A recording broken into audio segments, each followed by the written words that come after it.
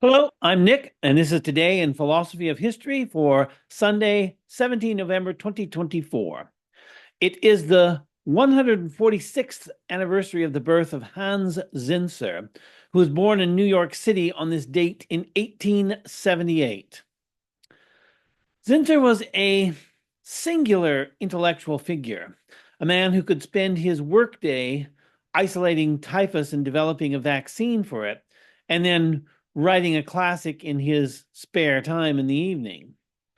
And Zinsser's intellectual horizons were unusually broad. For example, he wrote, quote, "The history of science is full of examples of what in art would be spoken of as an inspiration, but for which Whitehead's definition, speculative reason, seems much more appropriate," unquote. There are very few microbiologists who can knowledgeably cite Alfred North Whitehead, and Zinsser was among these few. The work of William H. McNeill, particularly McNeill's book Plagues and Peoples, is better known on the relation of infectious diseases to history.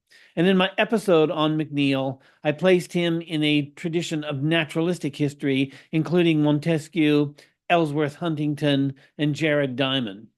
I would also place Zinsser in this tradition. Zinsser wrote a memorable book on infectious diseases and history, Rats, Lice and History, originally published in 1934.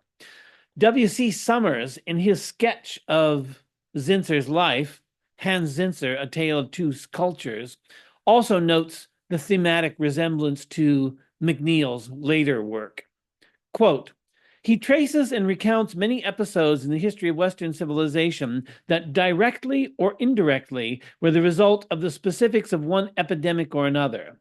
This is, of course, the same theme elaborated by William McNeill in his famous and enormously influential book, Plagues and Peoples, written in the early 1970s. While Rats, Lice and History is not decorated with scholarly citations, references to the primary sources, or an exhaustive bibliography, it is profoundly thought-provoking and in many ways exhibits a prescience of things that were to come in Europe at the end of the 1930s. This book is still in print and continues to be read by generations who sense its antiquarian qualities, who may be puzzled by the acerbic references to the literary dandies of the interwar period, but who nonetheless are fascinated by the breathtaking brio of Zinsser's style and by the basic appeal of his central thesis," unquote. So that was W.C. Summers on Zinsser and his relationship to William McNeill.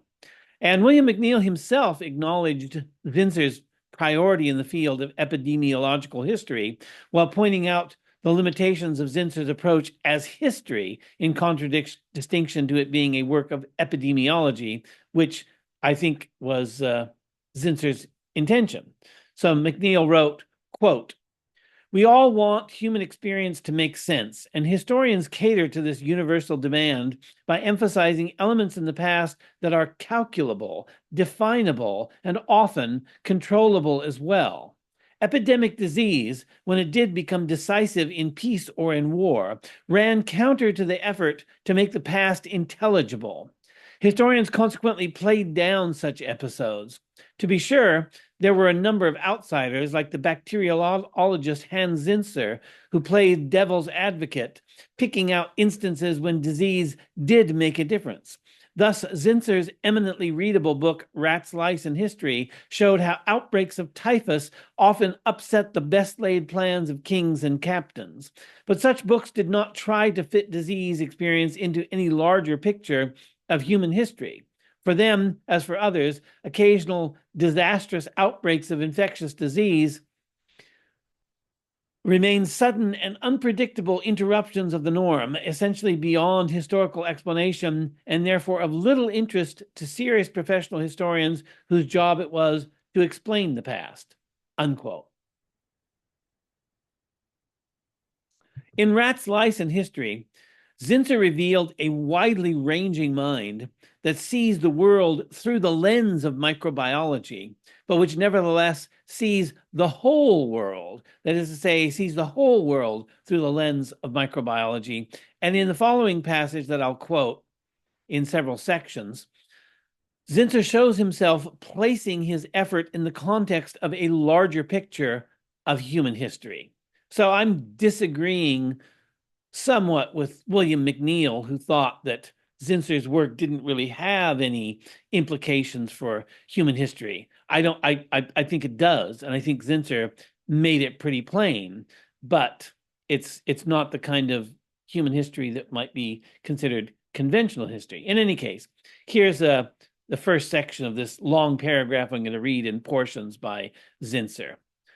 Quote, "In the history of the immense universe, that of our little planet is an isolated and probably unimportant episode. On some older island in the immeasurable spaces, some other evolution may have produced beings so much wiser than ourselves that they can comprehend the origins of life. For there is no reason to believe that we, transitional creatures in the upward progress of evolution, have reached the highest possibilities." Unquote. So this starts out on a cosmological note, placing human life and the Earth itself in the largest context comprehensible to us. This contextualization is thoroughly naturalistic, even exemplifying what is often called the principal mediocrity, according to which human beings represent a cosmological middle ground. This cosmological mediocrity implies that there may be outliers in the universe that are far in advance of us. This is a common talking point today, but it was less familiar in the 1930s when Zinsser casually suggested it. So Zinsser continues, quote, "The tragedy of man is that he has developed an intelligence eager to uncover mysteries, but not strong enough to penetrate them. With minds but slightly evolved beyond those of our animal relations, we are tortured with precocious desires to pose questions which we are sometimes capable of asking, but rarely able to answer. We have learned to dream of conquests of the forces about us. We investigate matter and energy that moves it, the order that controls the worlds and the sun and the stars. We train our minds inward upon ourselves and discover emotions, ethical desires, and moral impulses, love, justice, pity, that have no obvious relation to mere animal existence. The more we discover, the greater is our hopelessness of knowing origins and purposes. The more our ingenuity reveals the orderliness of the nature around us and within us, the greater grows our awe and wonder at the majestic harmony which we can perceive more clearly with each new achievement of art or of science, but which, in ultimate causes or in goal, eludes us." Unquote. There are many things that we could say about what Zinsser here calls the tragedy of man. On the one hand, I'm reminded of H.P. Lovecraft's memorable opening of his short story, The Call of Cthulhu, which is probably his most famous short story. Quote, "The most merciful thing in the world, I think, is the inability of the human mind to correlate all its contents. We live on a placid island of ignorance in the midst of black seas of infinity, and it is not meant that we should voyage far. The sciences, each straining in its own direction, have hitherto harmed us but little, but someday the piecing together of dissociated knowledge will open up such terrifying vistas of reality and of our frightful position therein that we shall either go mad from the revelation or flee from the deadly light into the peace and safety of a new dark age." Unquote. For Lovecraft, what Zinsser calls the tragedy of man is no tragedy at all. You could say it's a gift for man. We're fortunate that we can't uncover the mysteries of the universe, because if we were able to do so, that would be truly tragic, since it would either drive us mad or destroy everything that we have achieved. So that's Lovecraft on the one hand. On the other hand, I'm reminded by this quote of another famous quote from J.B.S. Haldane, who was one of the British scientific Marxists that I mentioned in a couple of episodes. Haldane wrote, quote, "Our only hope of understanding the universe is to look at it from as many different points of view as possible. This is one of the reasons why the data of the mystical consciousness can usefully supplement those of the mind in its normal state. Now, my own suspicion is that the universe is not only queerer than we suppose, but is queerer than we can suppose," unquote. As I said, that's a fairly famous quote from Haldane that is often repeated to underline the point that we don't even have the intellectual capacity to understand how strange the universe is. This is from the final paragraph of Haldane's essay, Possible World, which is included in some but not all editions of Possible Worlds and other essays. So if you go looking for the whole essay, you don't find it in all editions.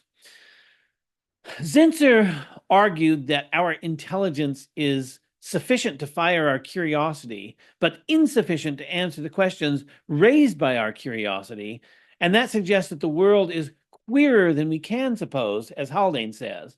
But in looking at the world from the perspective of microbiology and infectious diseases, Zinsser has opened up another point of view on the universe and thus contributed to the expansion of our perspective in a way that suggests that the questions that currently perplex us will not necessarily always lie beyond our comprehension.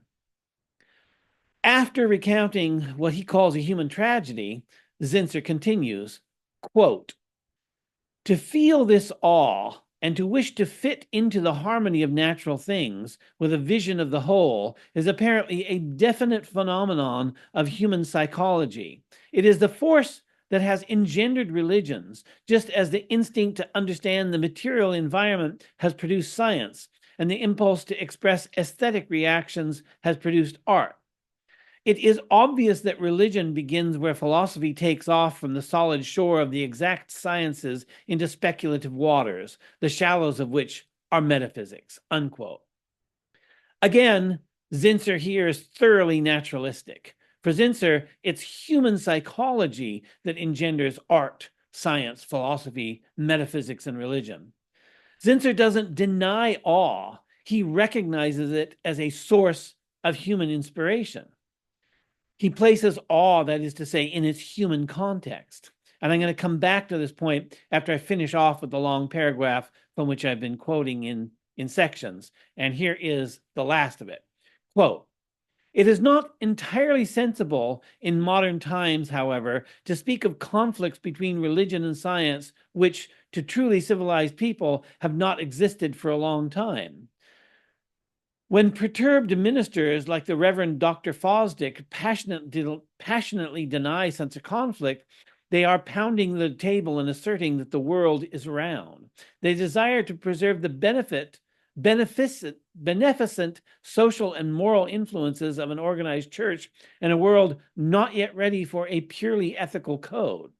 And when distinguished minds like Millikan and others take wing from the ultimate peaks of exact science into the stratosphere of an old-fashioned heaven, they illustrate the biological truth that the mind of man possesses ethical desires which the most highly developed knowledge of science cannot satisfy, obviously never will satisfy," unquote.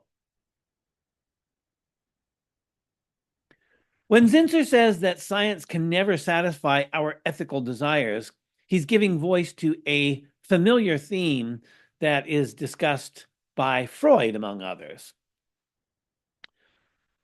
I mentioned in my episode on Max Scheler that Scheler recognized Freud offered a naturalistic conception of man. But when Scheler went on to identify naturalistic philosophies of history, he named an economic philosophy of history due to Marx, an ethnic philosophy of history due to Gobineau, and an ideological philosophy of history due to Hobbes and Machiavelli. Scheler didn't acknowledge a psychodynamic philosophy of history as one of his permutations of naturalistic history, but I think we can regard this as given.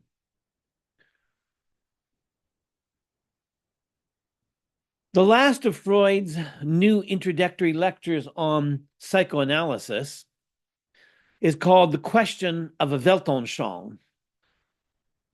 Weltanschauung, as Freud says in the beginning of this, is a German word that could be translated as world representation or world picture. Usually in English, we'll say worldview or something like that.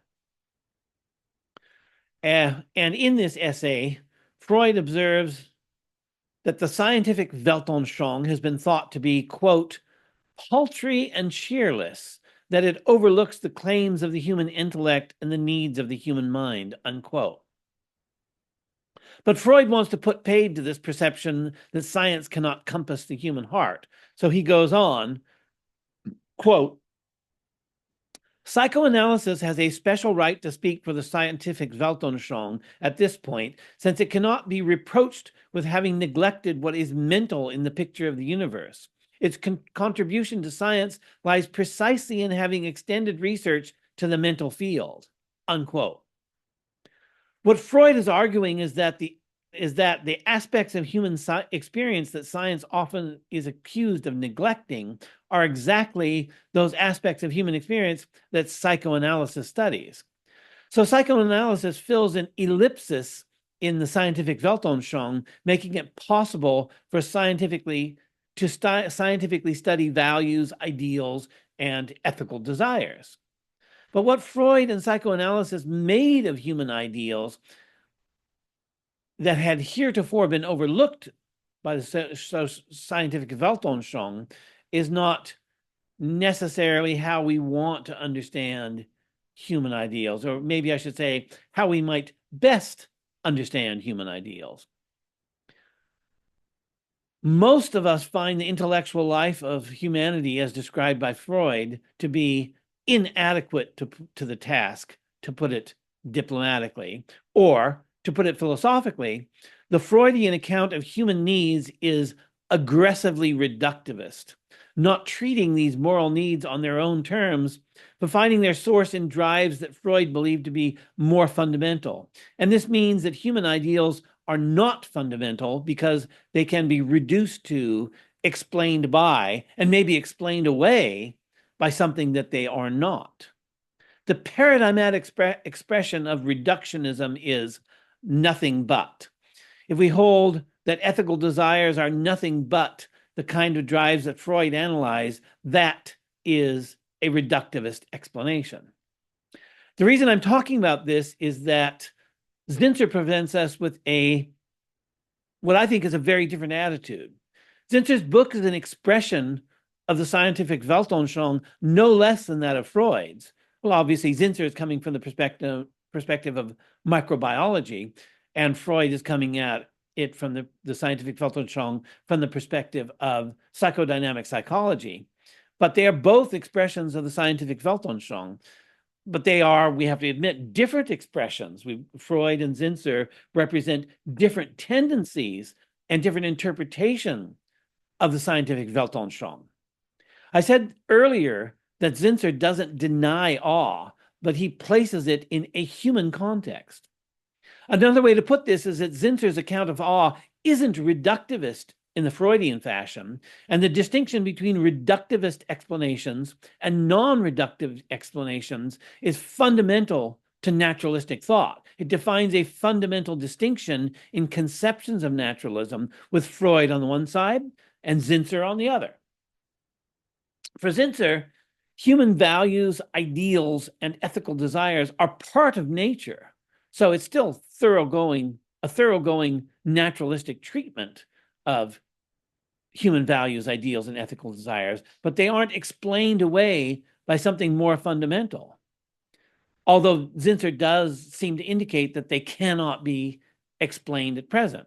So we can't yet explain these ethical desires, but the approach that Zinsser pursues offers the possibility of someday explaining these desires on their own terms without reducing them to something else believed to be more fundamental than them.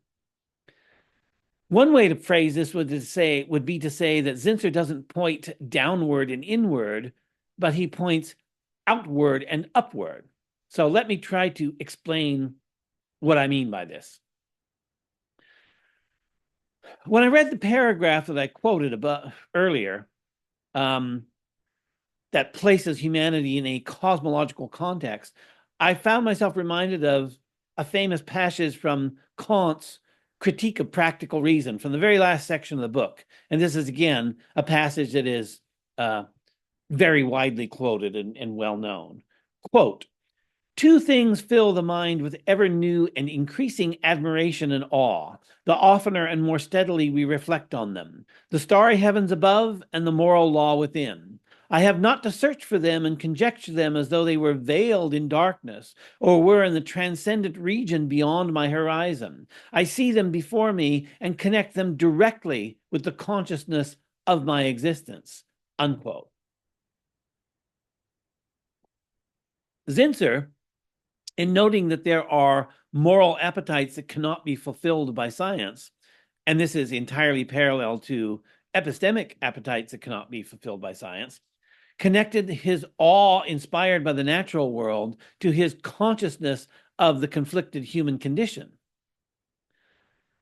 Interestingly, while Kant experienced admiration and awe at the starry heavens above, Zinsser experienced awe in the presence of life and the contemplation of the origins of life. He says in the passage I quoted earlier that it would take a higher kind of a more advanced mind than humanity to understand the origins of life, which he seems to be presenting as a fundamental scientific mystery.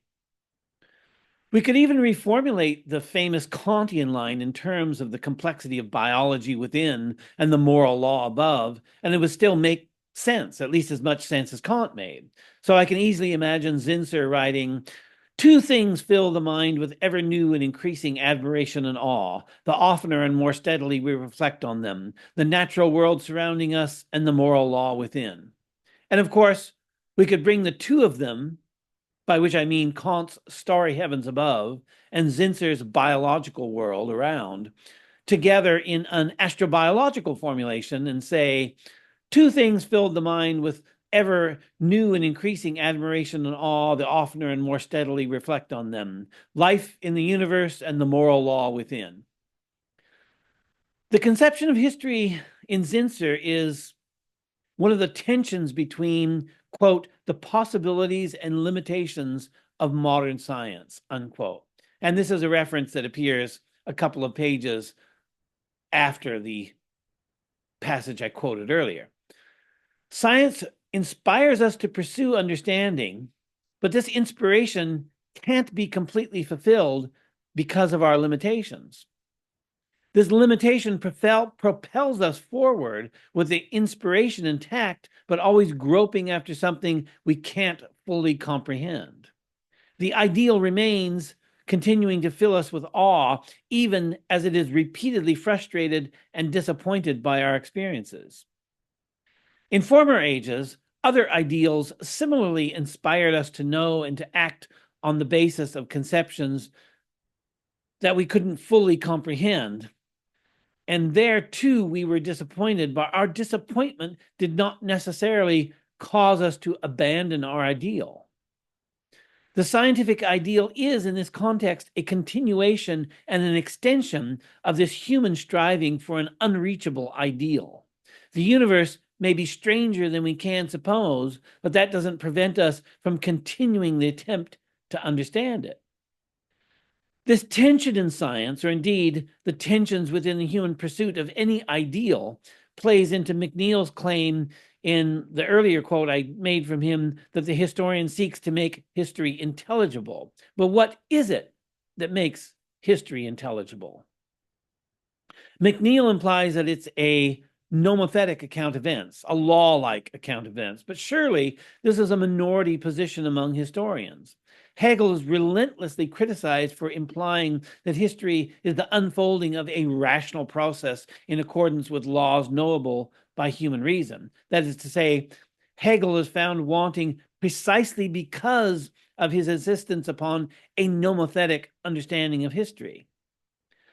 Zinsser implies that it would be scientific understanding that would make history intelligible. But we have seen that scientific understanding is also an ideal that cannot be fulfilled, at least at present. And we can see that the past ideals also suggested interpretation of history that would make history humanly comprehensible. For example, the providential conception of history we find in St. Augustine and Jacques-Benin Bossuet is an ideal that cannot be fulfilled by human understanding. But we don't therefore abandon it.